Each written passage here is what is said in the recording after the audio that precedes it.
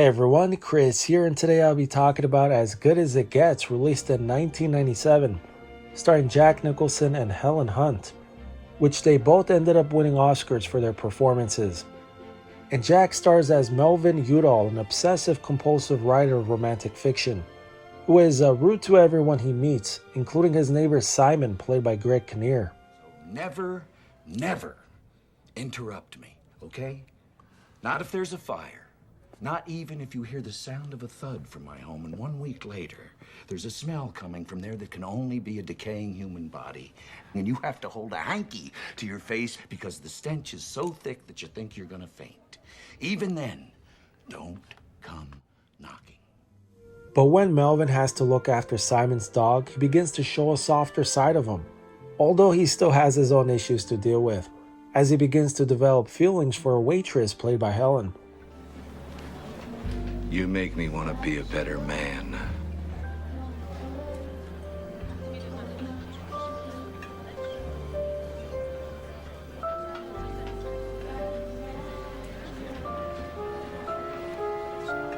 That's maybe the best compliment of my life. And I remember seeing this in theaters around the time Titanic was released, and I appreciated the humanity of the characters.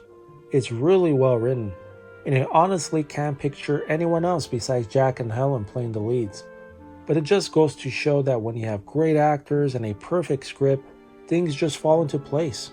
And pretty much all of Jack's films did, thanks to Roger Corman, who introduced us to Jack in his on-screen debut in The Crybaby Killer. But for me, it was the film Chinatown that caught my attention, in which he stars as J.J. Gittes, co-starring with Faye Dunaway. Once the haunting theme came on during the opening credits, I knew right away that film was going to be great, and it really was. Along with his other legendary performances in the films One Flew Over the Cuckoo's Nest, The Shining, and Batman. But it was nice for Jack to mix things up and play the lead in romantic comedies.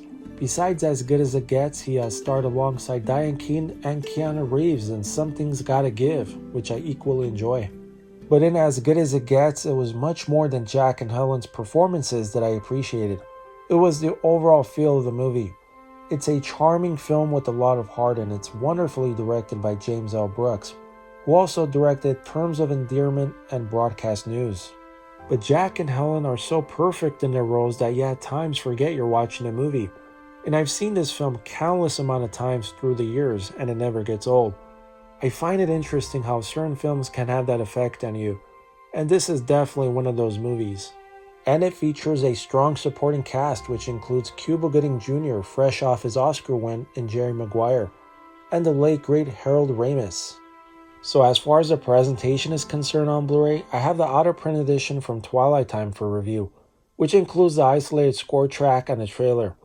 But image-wise, this is a good presentation but not great. And it's pretty clear that Twilight Time was given whatever print the studio had on hand for this release. It's a decent picture for what it is, although I feel that flesh tones could have looked a bit more on the natural side. It was pushed kind of more towards the red. And sharpness is present, although not always consistent. And the audio features the DTS 5.1, which sounded pretty good for a dialogue-driven film. It was crisp and clear throughout. It's a pretty enjoyable mix for what it is. I especially like the score. So with all that being said, I'm rating the picture quality a 4 out of 5 and the audio a 4.5. So there you go, folks. Hope you enjoyed this documentary style review for As Good as It Gets, one of my favorite films of all time, starring Jack Nicholson and Helen Hunt. And as always, take care, and I'll see you in the next one. How do you write women so well? I think of a man, and I take away reason and accountability.